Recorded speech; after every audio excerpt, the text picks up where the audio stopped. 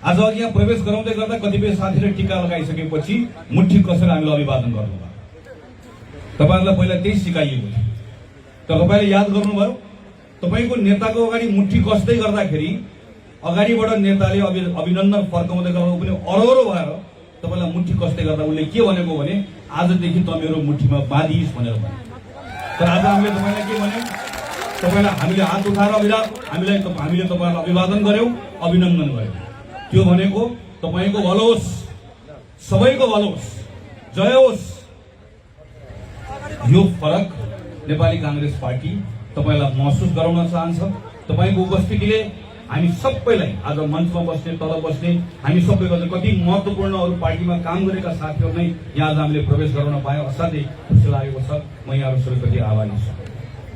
म केही दिनदेखि यहाँ आउने साथीहरुसँग छलफल गरिरहेको थिएँ। 10 वर्ष अगाडि आएको थिएँ। त्यो बेलामा संविधान सभाको सदस्य भएर हतार एउटा कार्यक्रम गरेर गएको। तर आज आउँदै गर्दा पार्टीको एउटा कर्मठ साथीलाई आज हामीले गुमाएका छौं। भर्खर उहाँको घरमा गएर आयौं। हाम्रो वडा अध्यक्षजी चित्रजीका हामीले एउटा युवक साथीलाई गुमायौं। मलाई हामी सबैलाई अत्यन्त दुःख लागेको छ। हामीले उहाँको शोकाकुल परिवारलाई भेटेर आयौं। दुःखको यो घडीमा उहाँको परिवारप्रति फेरि एकपटक म समवेदना प्रकट गर्न चाहन्छु र हाम्रो साथीको उहाँलाई वैकुण्ठवास होस् म यो प्रार्थना गर्न चाहन्छु। भगवानसँग प्रार्थना गर्छु, हार्दिक श्रद्धाञ्जली अर्पण गर्न चाहन्छु। लक्ष्मी पाण्डे तपाईहरुको यहाँको गाउँपालिकाको अध्यक्ष हुनुहुन्छ। तपाईहरु सबले दुःख गरेर बनाउनु भयो। हुप्सीकोट 10 वर्ष आउन नपाए तापनि महिनामा 2 पटक 3 पटक उहाँसँग टेलिफोनमा तपाईहरुकै हुप्सीकोट गाउँको कुनै न कुनै विषयको बारेमा कुराकानी हुन्छ। कहिले यहाँका सुखको बारेमा, कहिले दुःखको बारेमा। उहाँ आफैले पनि अत्यन्त दुःख पाउनु भएको। सत्ताले पेलेको, दुःख दिएको, काम गर्न नदिएको एउटा गाउँपालिकाको प्रतिनिधि हुनुहुन्छ, प्रमुख हुनुहुन्छ। कहीँ न कहीँबाट मद्दत गर्ने कोसिस हामीले गरिरहेका हुन्छौँ। 1 वर्ष अगाडि आउने एकपल्ट योजना बनाएको थिएँ मैले दिदीसँग, यहाँको पार्टीको साथीहरूसँग। त्यो बेलामा आउने बेलामा एउटा पर्यटन महोत्सव गर्ने छलफल भएको थियो। बीचबीचमा फलाम खानीको बारेमा कुराकानी भएको थियो। यो ठाउँमा पर्यटनको अत्यन्त राम्रो सम्भावना छ है। यो जनजातिहरूको गाउँ, थुप्रै मगर साथीहरू हुनुहुन्छ, थारू साथीहरू हुनुहुन्छ। यहाँ संग्रहालय छ, यहाँ एउटा मयूरकुण्ड छ, यहाँ थुप्रै देवीस्थानहरू छन्। यी सबैको हामीले राम्रोसँग यसलाई संगठित गर्न सक्यौं, यसलाई संरक्षित गर्न सक्यौं, यसको प्रचार प्रसार गर्न सक्यौं भने यो ठाउँको पर्यटकीय महत्व असाध्य छ है भनेर गाउँपालिकाको प्रमुखले, अरु साथीहरूले कुराकानी गर्नुभएको, यसको बारेमा चर्चा गर्नुभएको म अहिले पनि सम्झन्छु। आज म यहाँ आइसके पछाडि पनि थुप्रै साथीहरूले यहाँको समस्याको बारेमा मलाई टिपेर दिनुभएको छ। एउटा मायाले दिनुभयो, एउटा विश्वासले दिनुभयो। तपाईहरुमध्ये धेरैले सबभन्दा बढी यहाँ चासोको साथ मलाई अनुरोध गर्नुभएको, मलाई बताउन खोज्नुभएको विषय यहाँको बसोबासको बारेमा छ। यहाँ थुप्रै साथीहरू बस्नु भएको छ तर पूर्जा पाउनु भएको छैन, पूर्जा अर्काको नाममा गएको छ। यो विषयको हल खोजिनुपर्छ भनेर तपाईले यहाँ एउटा आएर निवेदन दिनुभएको छ। कति साथीले यहाँ आएर एम्बुलेन्सको बारेमा कुरा गर्नुभएको छ। कति साथीले यहाँ आएर तपाईहरुको यहाँ अहिले हुँदै गरेको कतिपय विषयहरू, खास गरिकन यहाँ राष्ट्रिय गौरवको आयोजनाहरू जो रोकिएका छन्, यहाँको पुलका बारेमा, यहाँको प्रदेशको मार्गको बारेमा, यहाँको ड्यामका बारेमा, यी विषयहरूको बारेमा चासो राख्नु भएको छ। मलाई तपाईहरुसँग बसेर 10 वर्षपछि गाउँ आइसकेपछि तपाईको एउटा सांसदको हिसाबले, कांग्रेसको कार्यकर्ताको हिसाबले यिनै विषयहरूमा छलफल गर्ने मन भएको छ। खास घण्टौंसम्म बसेर तपाईहरुको पूर्जाको हल कसरी निकाल्ने होला, यो फलाम खानीबाट फलाम निकाल्ने कुरा, यहाँबाट अन्त सार्ने कुरालाई कसरी रोक्ने होला, यो ठाउँको पर्यटनको विकास गरेर बाहिर काम गर्न गएका युवकहरूलाई यही भित्र काम गर्न सक्ने कसरी बनाउने होला, यी विषयहरूमा तपाईहरुसँग छलफल गर्ने मन। मैले त्यो पाउनु पनि पर्यो, तपाईले पनि मसँग त्यो विषयमा छलफल गर्न पाउनु पर्यो। तर आज बडो दुःखको साथ भन्नुपर्छ, यी विषयहरूमा हामीले छलफल गर्न पाइरहेका छैनौं। मभन्दा अगाडि बोल्ने वक्ताहरूले पनि यी विषयको बारेमा विचार राख्न पाउनु भयो। पुस 5 गते प्रधानमन्त्रीले संसद विघटन गरिसके पछाडि हामीले जनताको अवस्थाका बारेमा छलफल गर्न पाउनै छोड्यौं। हामीले देशको व्यवस्थाको बारेमा छलफल गर्नुपर्ने अवस्था आयो। यस्तो अवस्था आउँछ भनेर हामीले सोचेकै होइन, यो अवस्था आउनु पर्ने नै होइन। 2074 सालमा जब हामीले संविधान बनायौं र निर्वाचन गर्यौं, निर्वाचन गरेर सरकार बनिसके पछाडि हाम्रो बनेन, केही फरक परेन। कहिले कसको बन्छ, कहिले कसको बन्छ। तर नेपाल कम्युनिस्ट पार्टीको सरकार बनिसके पछाडि हामीसँग संविधान थियो, 753 वटा स्थानीय सरकार, 7 वटा प्रदेश सरकार, संघको सरकार बनिसके पछाडि अब हामीले एउटा बाटो समात्यौं। अब हामीलाई कतातिर जाने भन्ने कुरा हाम्रो प्रश्न छ। गाडी घोडा सब कुरा ठिक छ, इन्जिन ठिक छ, सब ठिक छ। बेला बेलामा चुनाव हुन्छ, गाडी चलाउने मान्छेले सही ढंगले गाडी चलायो, चलाइराख्न पाउँछ। गाडी चलाउने मान्छेले सही ढंगले गाडी चलाएन, 5-5 वर्षमा गाडी चलाउने चालकका बारेमा निर्णय हुन्छ कि चालक दोहोरिन्छ कि चालक फेलिन्छ। तर गाडी त्यही हो, बाटो त्यही। हामीले संविधान निर्माण गरे पछाडि तय गरेको विषय यही। हाम्रो बीचमा प्रतिस्पर्धा हुन्छ, कसले राम्रो काम गर्ने, कसले संविधानमा लेखेका कुरा जनतालाई उपलब्ध गराउने, यिनै कुराहरू हुन्छ भन्ने कुरा। तर पुस 5 गते एकाएक प्रधानमन्त्रीले संसद विघटन गरिसक्नु भएपछि अब सरकार चलाउने जिम्मा पाएको पार्टी एउटा सडकमा छ, एउटा अहिले सरकारमा छ र देशभरि उहाँहरूको तमासा चलिरहेको छ। सरकारमा बस्नेले सडकमा बस्नेलाई, सडकमा बस्नेले सरकारमा बस्नेलाई एक अर्कालाई सत्तो शराब गरेर निर्लज्जताका साथमा एक अर्कालाई गाली गरिरहेको हामीले सबै सुन्नुपर्ने अवस्था आएको छ। यस्तो अवस्था आउँदै नआओस्, पार्टीभित्रको झगडाको कारणले गर्दा संसद विघटन हुने अवस्था आउँदै नआओस् भन्ने चाहेरै हामीले हाम्रो संविधानमा यो व्यवस्था नआउने गरिकन संविधानभित्र लेख्नुपर्ने कुराहरू लेखेर आएको। 47 सालको संविधान पछाडि हाम्रो पार्टीको बहुमतको सरकार बन्यो। तपाईहरुले हामीलाई सरकार बनाउने जिम्मा दिनुभयो, हामीले झगडा गर्यौं, हामीले आफ्नै सरकार चलाउन सकेनौं। गिरिजाप्रसाद कोइरालाले संसद भङ्ग गर्नुभयो। त्यसको मूल्य के हो? त्यसको मूल्य नेपालमा माओवादीले एउटा पूर्वर ठाउँ पायो। फेरि पछाडि गएर 59 सालमा 58 सालमा शेरबहादुर देउवाले संसद विघटन गर्नुभयो। त्यसको मूल्य के भयो? त्यसको मूल्य हामीले राजाको शासन बिहोर्नु पर्यो। यो अनुभव त कांग्रेसले मात्र होइन, सिङ्गो देशले गरेको हो नि त। शान्ति प्रक्रिया पछाडि जब हामी संविधान सभामा गयौं, माओवादीको प्रस्ताव थियो 5 वर्षको लागि सीधा राष्ट्रपति निर्वाचन गर्ने व्यवस्था गर्नु। हाम्रो प्रस्ताव थियो संसदीय व्यवस्था राख्यो। तर हाम्रो अघि मैले भनेको अनुभव पनि थियो। माओवादीले भनेको राष्ट्रपतिको प्रणाली हामीलाई किन ठिक लागेन? किनकि प्रत्यक्ष निर्वाचित राष्ट्रपति भएको ठाउँमा एकपटक निर्वाचित भएको राष्ट्रपतिले सत्ता कब्जा गरेको अनेकन देशको अनुभव हामीले थाहा पाएको हुनाले गर्दा हामीले एउटा बाटो रोज्यौं, जुन बाटो नेपालको हाम्रो अनुभवका आधारमा पनि ठिक थियो, माओवादीले भनेको राष्ट्रपतिको अनुभवको आधारमा पनि थियो। त्यो भनेको 5 वर्षको लागि संसद निर्वाचित गर्ने अनि संसदले बनाएको प्रधानमन्त्रीलाई 2 वर्ष कसैले पनि छुन नपाउने। अहिले ओली प्रधानमन्त्री हुनुभयो, ओलीले प्रचण्ड बहुमत पाउनु भएको छ। तर एकपटक बहुमत पाइसकेपछिको प्रधानमन्त्रीलाई 2 वर्षभित्रमा सबैजनाले साथ छोड्यो।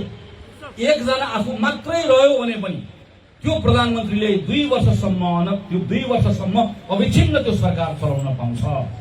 यस्तो व्यवस्था संसारको कुनै पनि संविधानमा छैन। हामीले गर्यौं। किन गर्यौं? किनकि लगातार सरकार बदलिने अनुभवबाट सिकेर हामीले यस्तो व्यवस्था गर्यौं। तर यो सँगसँगै हामीले के पनि गर्यौं कि बहुमत प्राप्त गरेको प्रधानमन्त्रीले चाहे गिरिजाप्रसादले गर्नुभएको जस्तो, शेरबहादुरले गर्नुभएको जस्तो बहुमत पाएको प्रधानमन्त्रीले संसदलाई छुनै नपाउने, यो संविधानमा हामीले त्यो व्यवस्था गर्यौं। बहुमत पाएको प्रधानमन्त्रीलाई सरकार चलाउन मन लागेन भने संसद भङ्ग गर्न पाउँदैन, हाम्रो संविधानले दिँदैन। अनि अदालतमा कहिलेकाहीँ न्यायाधीशले सोध्नुहुन्छ त्यसो भए के गर्ने? मैले भन्ने गरेको छु, बहुमत पाएको प्रधानमन्त्रीलाई सरकार चलाउन मन लागेन भने घर जाने, घर बस्न मन लागेन भने वन बस्ने। घर जाने र वन बस्ने भन्दा बाहेक हाम्रो संविधानले अर्को बाटो दिएकै छैन। चिन्दै यो व्यवस्था हामीले हाम्रो संविधानमा गरेर आएको। के कारणले गर्दाखेरि आएको कि हाम्रो आफ्नो अनुभवको आधारमा यी कुराहरू नदियोस्, नदोहोरियोस् भनेर आएको। अब सबैभन्दा उदेक लाग्दो कुरा के छ? प्रधानमन्त्री केपी शर्मा ओली एकातिर भन्नुहुन्छ यो संसदको 64% सांसदको मलाई समर्थन थियो, यो संसदमा मलाई समस्या थिएन। तर समस्या नहुँदै पनि मैले संसद भङ्ग गरेँ। अनि श्रीमानले सोध्नुभयो किन भङ्ग गर्नुभयो? प्रधानमन्त्रीले आफ्नो चिठीमा भन्नुहुन्छ मलाई बहुमत मात्र भएर पुगेन, 2/3 चाहिएकोले गर्दा मैले संसद भङ्ग गरेँ। बहुमत पाएको प्रधानमन्त्रीले बहुमत किन छोड्छ? संसदमा समस्या भयो भने छोड्छ, संसारभरि यही। तर बहुमत पाएको प्रधानमन्त्रीले मलाई 2/3 चाहिएकोले मैले बहुमत भएको यो प्रधानमन्त्री छोडे भन्ने कुरा संसारको एउटा पनि देशमा आजसम्म कहीँ पनि कतै पनि न भएको छ, न हामीले कहीँ कतै पढेको सुनेको छ। यस्तो भयो भने त अब भोलि के हुन्छ? भोलि मान्नुहोस् चुनाव भयो, चुनाव भएर जोसुकै प्रधानमन्त्री भएर प्रधानमन्त्री भएको मान्छेले प्रधानमन्त्री भएको केही समय पछाडि कतै खटपट भयो भने अब संसद भङ्ग गरिदिइहाल्छ। र किन भङ्ग गरेको भन्दै गर्दा उसले के भन्छ भने, श्रीमान यो संसदमा केही न केही मभन्दा फरक मत राख्ने मान्छे भएकोले मैले संसद भङ्ग गरेँ भनेर भन्छ। त्यो अब भन्न पाउनु यदि अहिले हामीले प्रधानमन्त्रीले गरेको कुरा मान्यौं भने।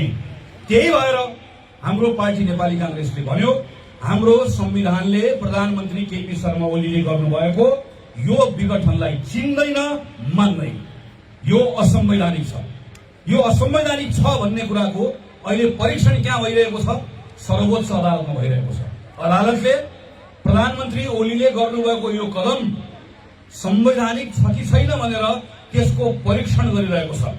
तर म अदालतका न्यायाधीशहरूलाई भन्न चाहन्छु, तपाई प्रधानमन्त्रीको निर्णयको परीक्षण गरिराख्नु भएको छ, तर आम जनता अदालतको न्यायाधीशहरूको विवेक र साहसको परीक्षण गरिरहेका छन्। अहिले प्रधानमन्त्री परीक्षामा होइन, हाम्रो अदालत परीक्षामा छ। यो बेलामा अदालतको न्यायमूर्तिहरूले विवेक पुर्याउन सक्नुहुन्छ कि सक्नुहुन्न? मैले विवेक त्यसै भनिरहेको छैन। यो देशमा आजको दिनमा प्रधानमन्त्री ओलीका हुक्के ढुक्के बैठके चिलिमे बाहेक एकजना मान्छे कसैले देखाइदियोस् जसले छाती ठोकेर सार्वजनिक ठाउँमा हामीसँग आँखा मिलाएर यो संविधानमा प्रधानमन्त्रीले विघटन गर्न पाउनुहुन्छ भन्ने कुरा लेखिएको छ भनेर भन्न सक्ने एउटा मान्छे देखाइदियोस्। हिजो विराटनगरमा सुभाष नेमान जो हाम्रो संविधान सभाको अध्यक्ष हुनुहुन्थ्यो, लाज पचाएर उहाँ के भनिराख्नु भएको थियो भने, म त कानूनको विद्यार्थी, मैले त बोल्न मिल्दैन, तर प्रधानमन्त्रीले भनेको जस्तो हुनुपर्दछ। पहिले हामी भन्थ्यौं नि, मैले त यो बिगारेकै होइन, विद्या नष्ट भन्दै गर्दा मनमा चाहिँ भित्रभित्र होइन भन्दै बाहिर चाहिँ विद्या नष्ट भनेर कसम खाएको जस्तो सुभाष नेमान अहिले पनि मञ्चमा उभिएर यो संसद विघटन गर्न पाउने प्रधानमन्त्रीको अधिकार हो भनेर भन्न सक्ने उहाँसँग त्यो नैतिक ताकत छैन। त्यसैले अदालतले बुझ्नुपर्छ, आज एकातिर ओली र ओलीको कम्पनी छ, अर्कोतिर सिङ्गो देश छ। सिङ्गो देश यो कांग्रेसको मात्र कुरा होइन। 4 जना पूर्व प्रधान न्यायाधीश नेपालका सबैभन्दा प्रतिष्ठित अदालतले पाएको न्यायमूर्तिहरू, उनीहरू कांग्रेस होइनन्। उनीहरू कसलाई भोट हाल्छन् कसैलाई थाहा छैन। उनीहरू त्यसै सडकमा आएका छैनन्। ती मूर्खहरू पनि होइन, ती विवेकी मानिसहरू हुन्।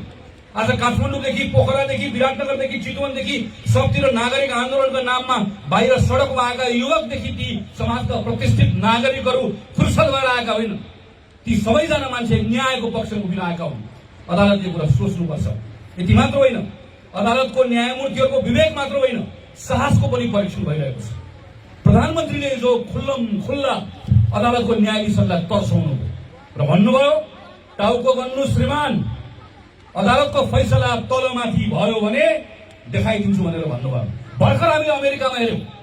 अमेरिकामा त्यहाँबाट निर्वाचित भएको राष्ट्रपति, संयुक्त राज्य अमेरिकाको राष्ट्रपति डोनाल्ड ट्रम्पले यसै गरिकन न्यायाधीशहरूलाई तर्साए, यो निर्वाचनको परिणाम गलत छ भनेर तिमीले फैसला दिएनौ भने म देखाइदिन्छु, आन्दोलन गरिदिन्छु भनेको ठाउँमा ट्रम्प आफैले नियुक्त गरेका न्यायाधीशहरूले ट्रम्पले गरेको त्यो हुंकारलाई टेरेनन्, मानेनन्, तर्सेनन्। न्यायमूर्तिहरूले आफ्नो साहस राखे, आफ्नो विवेक पुर्याए। आज हामी त्यही अपेक्षा गरिरहेका छौं। पञ्चायत कालमा राजाले बीपी कोइरालामाथि 7वटा मुद्दा हुँदै गर्दा फाँसी दिनुपर्छ भन्दै गर्दा पञ्चायत कालमा त्यही अदालतको कुर्सीमाथि बस्नुभएको न्यायाधीशले बीपी कोइरालालाई फाँसी दिने आदेश टेरेनन्। अस्ति भर्खर राजा ज्ञानेन्द्रको पालमा हाम्रो नेता शेरबहादुर देउवा र प्रकाशमान सिंहलाई शाही आयोग लगाएर जेल खोज्दै गर्दाखेरि यो शाही आयोगका अनुसार अरूलाई पनि जेल खोज्नुपर्छ भन्ने राजाको आदेशलाई टेरेनन्, आयोग खारेज गरे। आज अदालतको न्यायमूर्तिहरूको विवेक र साहसको परीक्षाको बेला छ र कांग्रेस अदालतको न्यायमूर्तिहरूले विवेक र साहस राख्नुहुन्छ र एउटा सनकाहा प्रधानमन्त्रीको सनकको आधारमा आज देश जुन दुर्घटनामा जान लागेको छ, अदालतले यसलाई बुझ्दछ। वैशाखमा निर्वाचन हुँदै छैन। प्रधानमन्त्री केपी ओलीले निर्वाचन गराउनै सक्नुहुन्न। प्रधानमन्त्रीसँग न निर्वाचन गराउने नियत छ, न प्रधानमन्त्रीसँग निर्वाचन गराउने क्षमता छ। निर्वाचन आयोगले निर्णय नै गर्न सक्दैन। निर्वाचन आयोगले नेपाल कम्युनिस्ट पार्टीको झगडै टुङ्ग्याउन सक्दैन। झगडा टुङ्ग्याउँदै गर्दा प्रचण्ड माधव नेपालको पक्षमा पनि उसले निर्णय गर्न सक्दैन। केपी ओलीसँग ठुल्ठुल डराएको छ। अनि यो निर्वाचन आयोगले निर्णय गर्न नसकेर, निर्वाचन गराउन नसक्दै गर्दा त्यसको भारी केपी ओली एक्लैले बोक्नुपर्छ यी कृष्णचन्द्र नेपालीले भन्नुभएको जस्तो अदालतले एउटा शङ्काले बोकाएको त्यो भारी किन बोक्ने? केपी ओलीको षड्यन्त्रको साक्षी, त्यसको साझेदार राष्ट्रपति बन्नुहुन्छ। राष्ट्रपतिलाई बनाइन्छ पनि, उहाँसँग हिसाब किताब हुन्छ पनि, राष्ट्रपतिलाई शीतल निवासबाट घर फर्काउने पनि हो। तर अदालतले यो षड्यन्त्रको भारी किन बोक्ने? कांग्रेस यही कुरा अदालतलाई विनम्रतापूर्वक आग्रह गर्न चाहन्छ। आदरणीय साथीहरू, यो बेलामा हामी देखिरहेका छौँ निर्लज्जताका साथ आज जसरी प्रधानमन्त्रीले अदालतलाई धम्काउनु भएको छ, यो परिस्थिति पछाडि तपाईँ हामी सबैले नेपाल कम्युनिस्ट पार्टी भित्रको प्रधानमन्त्री ओलीको व्यक्तिका बारेमा मात्र होइन, यो प्रवृत्तिका बारेमा हामीले चिन्नु पनि पर्छ, जनतालाई बताउनु पनि पर्छ। गिरिजा प्रसाद कोइरालाको नेतृत्वमा शान्ति प्रक्रिया, सुशील कोइरालाको नेतृत्वमा संविधान निर्माण, शेरबहादुरको नेतृत्वमा संविधानको कार्यान्वयनको प्रारम्भ गरिसके पछाडि 2074 सालमा नेपाल कम्युनिस्ट पार्टीले जिम्मा पाएको, तपाईहरुको यहीबाट निर्वाचित भएर जानुभएको सांसदले आएर गरेको भाषण एकपटक सम्झनुस्। त्यो बेलामा ल्याएको घोषणा पत्र एकपटक पढ्नुस्। फेरि एकपटक तपाईको घरमा अहिले पनि होला, कहीँ पोस्टर टाँसिएको होला, कोही नेकपाको साथीहरू यहाँ हुनुहुन्छ होला।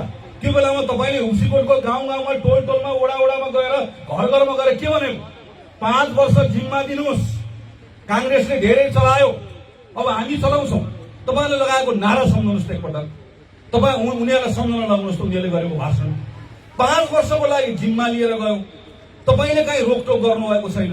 यो मञ्चमा बस्नेले रोकटोक गरेको छैन, संसदमा बस्ने प्रतिपक्षले कहीँ रोकटोक गरेको छैन, हामीले कहीँ अप्ठ्यारो पारेका छैनौँ। यत्रो कोरोना संक्रमणको बीचमा पनि हामी सबैले सहयोग गरेर बस्यौँ। आफै झगडा गरेर चलाउन नसकेर नेपाल कम्युनिस्ट पार्टी थला परेर आज संसद भङ्ग गरेको छ। अनि यत्रो ठुलो आफूले जिम्मा लिएको काम गर्न नसकिसके पछाडि त लज्जाको बोध हुनुपर्ने होइन? तपाईले सानो एउटा घर चलाउँदा, सानो एउटा संस्था चलाउँदा आफूले पाएको जिम्मेवारी पूरा गर्न सकिएन भने के लाग्छ? अप्ठ्यारो लाग्छ, मान्छेको सामना गर्न डर लाग्छ, लाज लाग्नुपर्ने होइन? संसद भङ्ग, संसद 5 वर्षको लागि जिम्मा पाएको, सरकार 5 वर्षको लागि जिम्मा पाएको, चलाउन सकेनन्। नसकेर संविधानमा नलेखेको कुरा लिएर संसद भङ्ग गर्नुभएको छ प्रधानमन्त्रीले। संसद भङ्ग गरिसके पछाडि अदालतमा मुद्दा चलिरहेको छ। अनि खुला सभाबाट प्रधानमन्त्रीले हिजो बोलेका शब्दहरू सम्झनुस् त, अदालतलाई धम्काएको कुरा सम्झनुस् त। मेरो प्रधानमन्त्रीलाई सम्माननीय प्रधानमन्त्री भनेर मैले भन्थे, तर मेरो प्रधानमन्त्री केपी शर्मा ओली आजको दिनमा सम्माननीय केपी शर्मा ओली हो कि एउटा टोले गुण्डा खड्ग प्रसाद ओली? आज मैले बोलेको शब्द मलाई यो भन्दै गर्दा रत्तिभर पनि खुसी लागेको छैन। तर मेरो प्रधानमन्त्रीले उच्चारण गरेका शब्दहरू सम्झनुस् त। निर्वाचन आयोगका बारेमा, अदालतका बारेमा, आफ्नै पार्टीका साथीहरूका बारेमा, हाम्रा बारेमा यो प्रधानमन्त्रीले बोल्ने शब्द हो? यो प्रधानमन्त्रीको मर्यादा हो? यो अनि प्रधानमन्त्रीले कसैको मर्यादा नराख्नुपर्ने अनि खड्ग प्रसाद ओलीलाई सम्माननीय प्रधानमन्त्री भनेर हामीले मात्र तिनको मर्यादा राख्नुपर्ने, जनताले मात्र तिनको मर्यादा राख्नुपर्ने? राख्दैनन्। मर्यादाको जसले आफूले मर्यादा राख्न नसक्दै गर्दा अरूले पनि मर्यादा राख्न सक्दैन। प्रधानमन्त्रीले हेप्नु भएको कुरा अदालतको कुरा मात्र होइन, सबैभन्दा बढी प्रधानमन्त्रीले जनतालाई हेप्नु भएको। फागुनमा प्रधानमन्त्री शानका साथमा केक काट्नका लागि एउटा ठुलो हुल लिएर, हेलिकप्टर लिएर आफ्नो मातृभूमिमा जानुभयो, आफ्नो जन्मेको गाउँमा जानुभयो। ठुलो धुमधामको साथमा उहाँले मनाउनु। प्रधानमन्त्री फर्केर आउनुभयो। फर्केर आइसके पछाडि उहाँ बिरामी पर्नुभयो। उहाँको स्वास्थ्य उपचारको लागि हामी सबैले कामना गर्यौँ। त्यही बेलामा नेपाल कोरोना संक्रमणको शिकार बन्यो। एकाएक हामी सबै ठुलो अलमलमा पर्यो। के गर्ने हो संसारलाई थाहा भएन, हामीलाई मात्र होइन, हामी कोही पनि तयार थियौँ। हामी सबै मास्क लगाउने, सेनिटाइजर लगाउने, घरभित्र थुनिएर बस्ने, कतिजना मान्छे बित्ने हामीलाई थाहा थिएन। 2000 मान्छे अहिले पनि हाम्रो बिते। हामी महिनौसम्म लकडाउनमा बस्दै गर्दा त्यो बेलामा सम्झनुस् त। त्यो बेलामा म तपाईँको गाउँमा पनि भयो, पक्कै कति कथाहरू होला। म मेरो गाउँको कथा सुनाउँछु। मेरो काठमाडौँमा एउटा कीर्तिपुरमा सुतिरहेको एउटा श्रमिकले 4 दिनदेखि खान नपाएर यहाँ पटुको बाँधेर सुतेको खाली पेटमा बिहान उठ्दै गर्दा उसलाई मृत्यु पाइयो। 4 दिनदेखि उसले खान पाएन। सुत्केरी गराउन नपाएर मरेका कथाहरू तपाईँ हामीले यत्र पत्र सुन्यौँ। कति बिरामी उपचार गर्न नपाएर मरे। यस्तो बेलामा अहिले एउटा शासकको क्षमता नाप्ने, एउटा शासक जनताप्रति कतिको समर्पित छ भनेर नाप्ने यही बेला हो नि। तर मैले गने त्यो बेला तपाईहरू घरमा हुस्सीकोटमा थुनिएर बसेको बेलामा, देशभरि हामीहरू घरमा थुनिएर बसेको बेलामा 29 दिनसम्म प्रधानमन्त्री सिंहदरबार पनि जानु भएन। प्रधानमन्त्रीले एउटा पनि कोरोनासँग सम्बन्धित बैठकमा सहभागिता पनि जनाउनु भएन। तर प्रधानमन्त्रीले त्यही 29 दिनसम्म सभामुख भेट्नुभयो, राष्ट्रपति भेट्नुभयो, त्यत्रो काम गर्नु। तर त्यो काम केको लागि गर्नुभयो?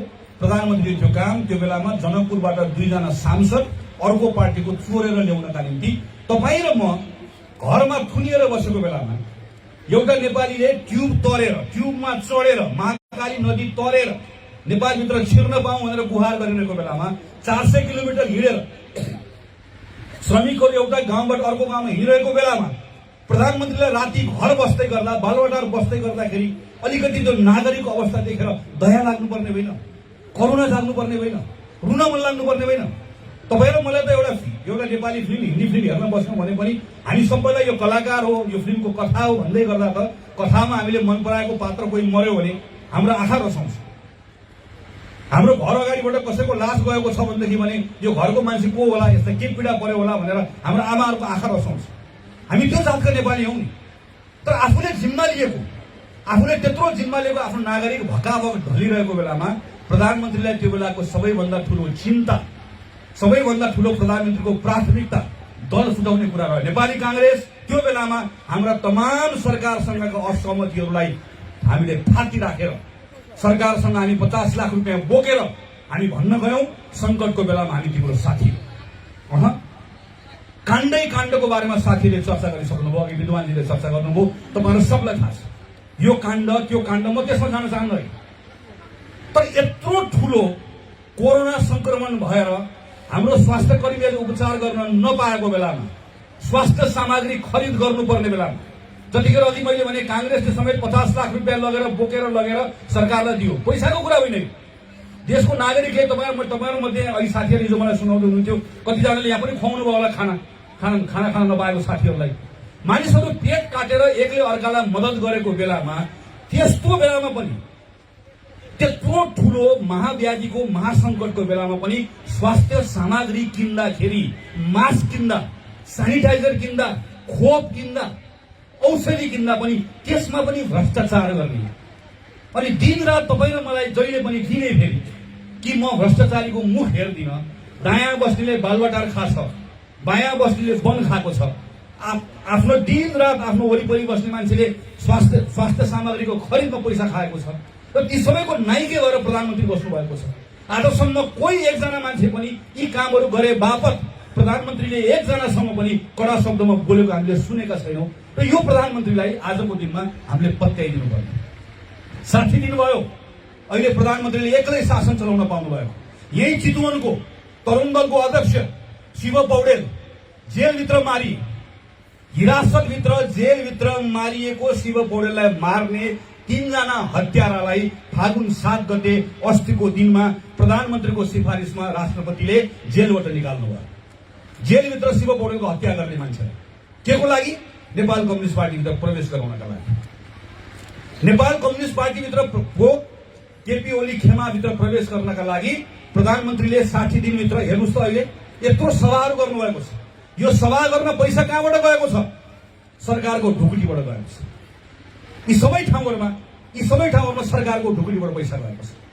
यति मात्र होइन, म यहाँहरू सबैलाई आग्रह गर्न चाहन्छु, केही दिनभित्र ओली सरकारले एउटा नयाँ कानून ल्याउँदैछ, जुन कानूनको आधारमा तपाईहरु कसैले पनि प्रधानमन्त्रीका बारेमा, राष्ट्रपतिका बारेमा सामाजिक सञ्जालमा एउटा पनि कुरा उहाँको खिलाफ लेख्नुभयो भने तपाईलाई सिधा 5 वर्ष थुन्न पाउने कानून, जसलाई संसदमा हामीले रोक्यौं अहिले।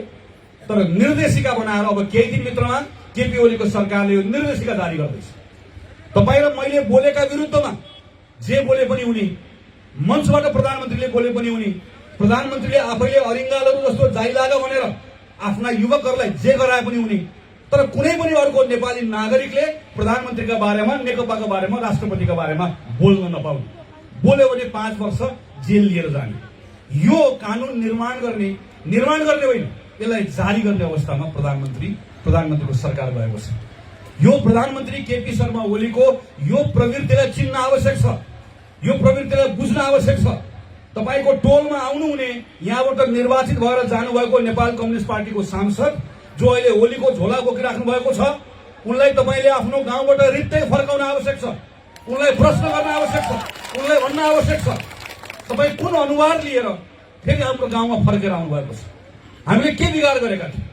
आज हाम्रो गाउँमा समस्याको समाधान लिएर आउनुपर्ने ठाउँमा आज 40औं अरब रुपियाँ लाग्ने निर्वाचनको भारी बोकाउने तपाईको यो प्रपञ्चलाई, तपाईको यो कामलाई मैले किन सहयोग गरेँ, मैले किन साथ दिएँ? कसले के बिगार गरेको थियो? के कारणले गर्दाखेरि आज नेपाल कम्युनिस्ट पार्टीको ओली समूहले, सरकारको समूहले यो गरेको छ?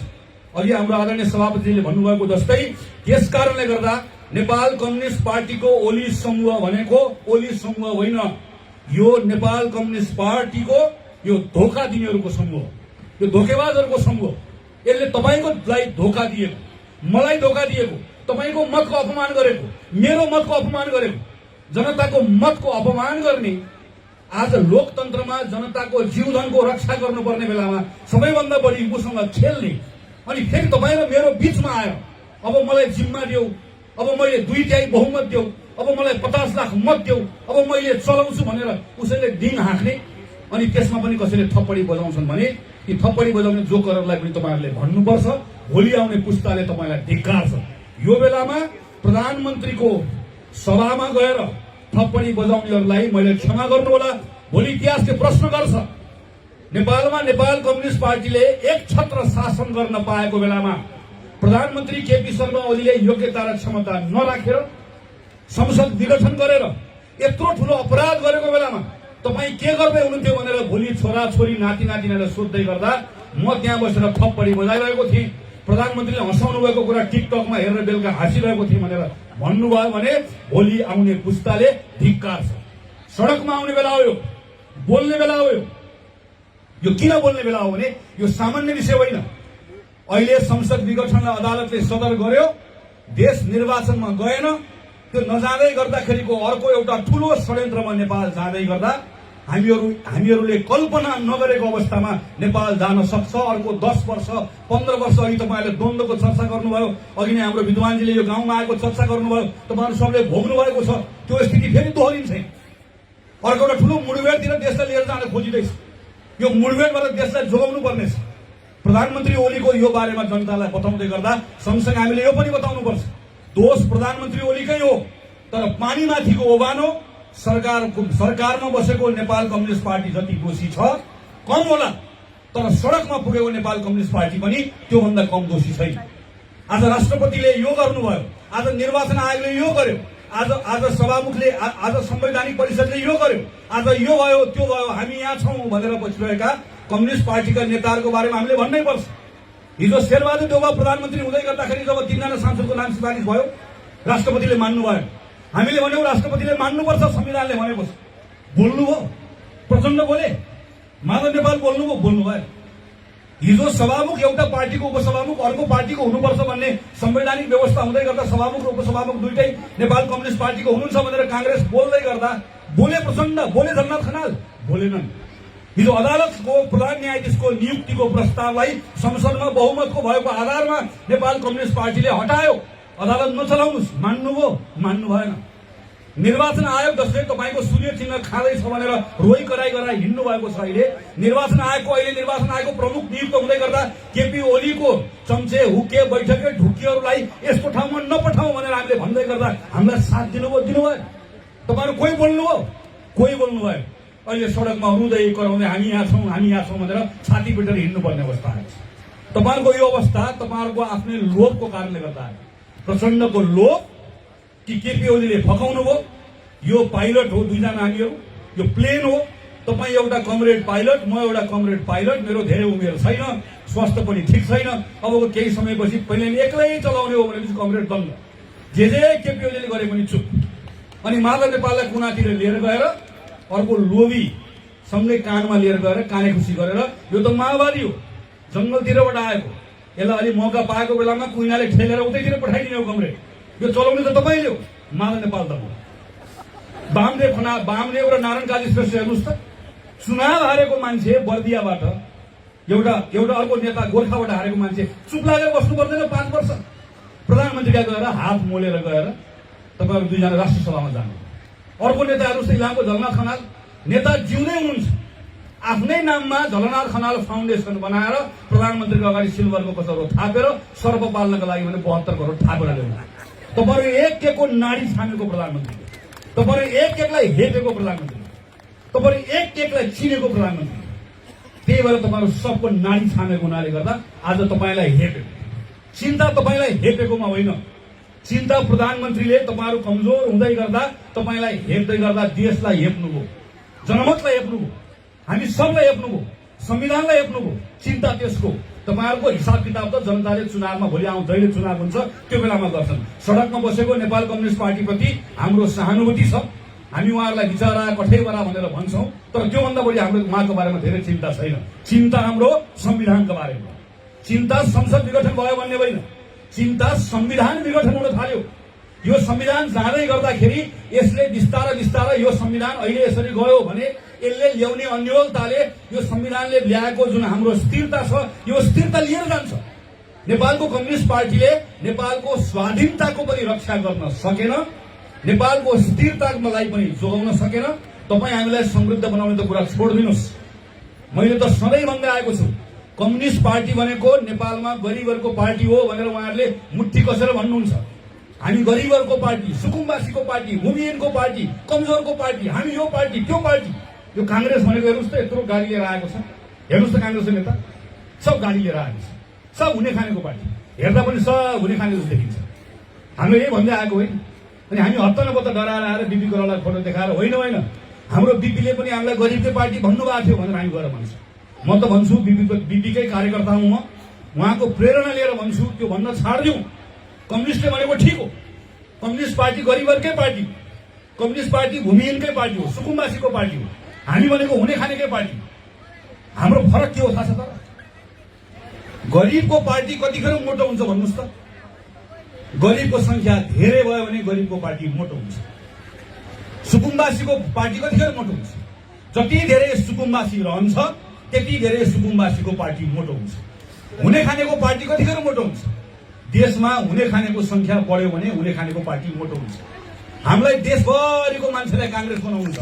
जति बढी मान्छेलाई हुने खाने बनाइयो, जति बढी मान्छेलाई हामीले घर जग्गा हुने बनाइयो, गाडी घोडा हुने बनाइयो, हामी जति बढी केटाकेटीलाई रोजगारी पाएको बनाइयो, त्यति बढी कांग्रेस पार्टी बलियो। हामी त्यसरी बलियो हुन चाहन्छौँ। यो कांग्रेसले बुझ्नु पनि पर्नेछ, जनतालाई बताउनु पनि पर्नेछ। देश त चुनावमा गयो, तर चुनावमा कतिखेर गयो? संसद पहिला पुनर्स्थापना हुन्छ, पुनर्स्थापित संसदले देशलाई चुनावमा लिएर जान्छ। प्रधानमन्त्री ओलीले निर्वाचन गराउन पाउनुहुन्न। मैले संसदसँग हारिसक्नु, निर्वाचन अर्कै प्रधानमन्त्रीले गराउँछ। त्यो निर्वाचनमा कांग्रेस जान्छ, त्यो निर्वाचनमा कांग्रेस जित्छ, यो निर्वाचनमा कांग्रेसले देशलाई लिएर जान्छ। त्यसैले म पार्टीको साथीलाई आग्रह गर्छु, यो बेलामा केपी ओलीको विरुद्ध लड्ने हो, नेपाल कम्युनिस्टको पार्टीका बारेमा बताउने हो, तर जनतालाई आड़ र भरोसा पनि दिने हो, जनतालाई विश्वास पनि दिलाउने हो। कांग्रेस अलमलिने पनि होइन, कांग्रेस रुने पनि होइन। कांग्रेसले स्पष्टताका साथ भन्ने हो कि हामी आजको दिनमा संविधानको पक्षमा छौं। यो गिरिजा प्रसादले नेतृत्व गरेर ल्याएको शान्ति प्रक्रिया, सुशीलको नेतृत्वमा बनेको संविधान, शेरबहादुरको नेतृत्वमा भएको संविधानको कार्यान्वयन, केपी ओली र विद्या भण्डारी मिलेर यसलाई च्यातचुत गर्दै गर्दा, प्रचण्डलाई मात्र नेपाल निरीह भन्दै गर्दा कांग्रेस जिउँदो थियो। कांग्रेसले संविधानलाई बचायो भनेर भन्ने हो। कांग्रेस यसलाई बचाउने हो, यसलाई सम्हाल्ने हो, यो व्यवस्थालाई बचाउने हो। अनि त्यस पछाडि जिम्मा लिएर हिजो गरेको गल्ती कांग्रेसले नदोहोऱ्याउने हो। गल्ती हिजो हामीले पनि गरेका छौं। अब पार्टीभित्र थिति बसाल्ने हो। फेरि कांग्रेसले भोलि बहुमत पाउँछ, अनि फेरि हिजो गिरिजा प्रसादको पालामा जस्तो, शेरबहादुरको पालामा जस्तो हिजो हामीले आफैले जुन झगडाहरू गर्यौं, ती झगडा फेरि गर्यौं भने त हाम्रो हालत पनि त्यही हो नि, जनताको हालत त्यही हो। अब हामी झगडा गर्दैनौं, हाम्रो पार्टीभित्र हामी व्यथिति हुन दिँदैनौं भन्ने कुरा हामीले हाम्रो अनुभवबाट सिक्यौं। स्वयं गिरिजा प्रसाद कोइरालाले जीवनको अन्त्यमा त्यो आफ्नो अनुभवबाट हामीलाई सिकाउनु भएको छ। शेरबहादुर देउवा यी हुनुहुन्छ, रामचन्द्र पौडेल यी हुनुहुन्छ, हाम्रो पार्टीका नेताहरू यी हुनुहुन्छ। हामीहरू सबै यसबाट सिकेर हामी आफ्नो प्रयत्नबाट हाम्रो पार्टीभित्र थिति बसाल्छौं र संविधानले जे जिम्मा दिएको छ व्यक्तिको स्वतन्त्रतालाई विस्तारित गर्ने, नेपालभित्र जन्मिएको प्रत्येक नेपाली एउटा गरिब परिवारमा जन्मिएको नेपाली, नवलपुरमा गरिब परिवारमा जन्मिएको नेपालीले विनोद चौधरी, हाम्रो सांसद विनोद चौधरीको घरमा जन्मिएको एउटा युवक र एउटा झुप्रोमा जन्मेको युवकले जन्मदै गर्दाखेरि प्राप्त गर्ने कुरा फरक हुन्छ। मेरो घरमा सानसाना दुईटा छोरीहरू छन्, 10 वर्ष र 7 वर्षको। मेरो घरमा अहिले मैले हुर्काउँदै गरेका छोरीहरू र एउटा विपन्न यहाँ झुप्रोमा बस्ने साथीको, मेरै उमेरको साथीको घरमा हुर्किरहेका छोरीहरूले जन्मनसाथ प्राप्त गरेका कुराहरू फरक छन्। तर देश के को लागि चाहियो, राज्य के को लागि चाहियो, त्यो फरक मात्रै हुँदै जाने हो भने राजनीति के को लागि चाहियो? यो झुप्रोमा जन्मिएकोले पनि, मेरो घरमा जन्मिएकोले वा एउटा गाउँको थारूको घरमा जन्मिएकोले पनि विनोद चौधरीको घरमा पनि जन्मिएको छोरा जस्तो बन्न सक्ने अवसर प्राप्त गर्नुपर्छ। त्यो मौका पाउनुपर्छ। त्यो बराबर हुने मौका सबसँग छ। लोकतन्त्र भनेको यही त हो, समाजवाद भनेको यही त हो। यो अवसर कांग्रेसले दिलाउने हो। कांग्रेसले संविधानभित्र लेखेको कुरालाई मन्त्र जस्तो मात्र पढ्ने होइन। आज हामीले देखेका छौं 85 वर्षको हजुरआमादेखि 4 वर्षको केटीलाई समेत, छोरीलाई समेत, नाबालिगलाई समेत पनि बलात्कार गर्ने हाम्रो समाज बनेको छ। 33% लेखेर मात्र नहुने रहेछ।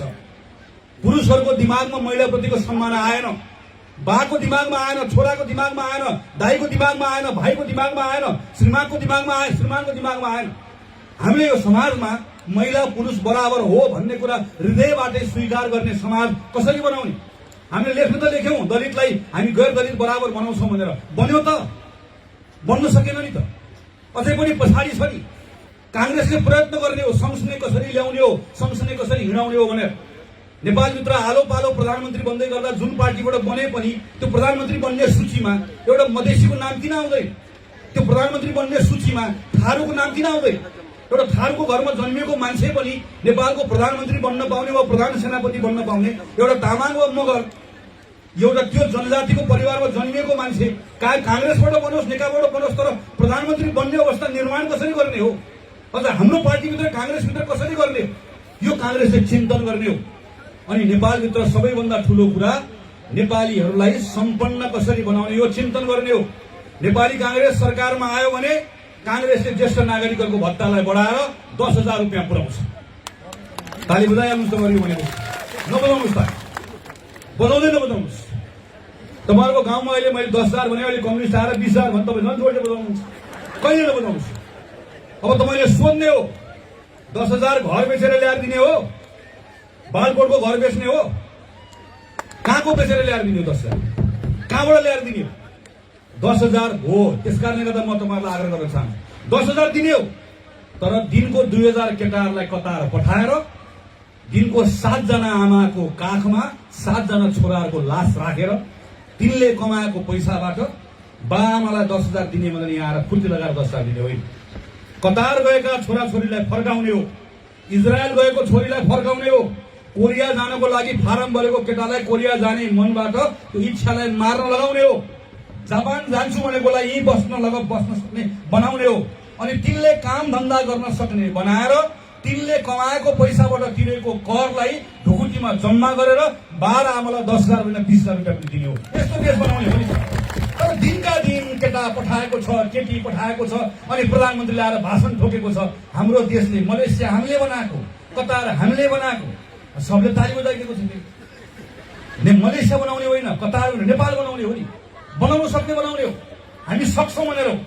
त्यसैले यो भरोसा बोकेर नेपाली कांग्रेसको साथीहरू जाने हो। म तपाईहरुलाई आग्रह गर्छु, चुनावको बारेमा धेरै चिन्ता नगर्नुस्। सूर्य चिन्छ कसले लान्छ छोड्दिनुस्। एउटा नेकपा छ, नेपाल कम्युनिस्ट पार्टी ओली पक्ष। ओली पक्षले सूर्य चिन्ह पायो भने त्यहाँ पहिले रामबहादुर थापा बादल बस्नु भएको छ। सूर्यलाई त्यो बादलले छेक्छ, चिन्ता नगर्नुस्। एउटा पक्ष छ नेपाल कम्युनिस्ट पार्टी नेपाल पक्ष, त्यहाँ पहिल्यै प्रचण्ड हुनुहुन्छ, प्रचण्ड गर्मी पहिलेदेखि छ। त्यहाँ झन् सूर्य लाग्यो, घाम लाग्यो भने त्यो गर्मीमा कोही टिक्नै सक्दैन, त्यहाँ कोही बस्नेवाला छैन। यो पनि ढुक्क रहनुहोस्। आउने कहाँ हो? रुखकै मुनि आउने हो, रुखकै मुनि आउने हो। तर रुखले भरोसा दिन सक्नुपर्छ, हाँगा रिङ्गा ठिकठाक ठाउँमा राख्नु पर्यो। पानी आए पनि बचाउँछु, हुरी आए पनि बचाउँछु, घाम लागे पनि बचाउँछु भन्ने आड भरोसा रुखले दिन सक्यो भने कोही कहीँ जानेवाला छैन यसपालि। हेर्नुहोस् त, हँसियाको अथौडा, हँसियाको पनि अगाडिको दाँत फुस्किसक्यो, त्यो घनमा अतौडामा खिया लागिसक्यो, आउने 4 तारे झण्डा बोक्नै आउने हो। तर 4 तारे झण्डा बोक्दै गर्दाखेरि त्यो आड भरोसा दिन सक्नु पर्यो, त्यो गौरव गर्न सक्ने बनाउनु पर्यो।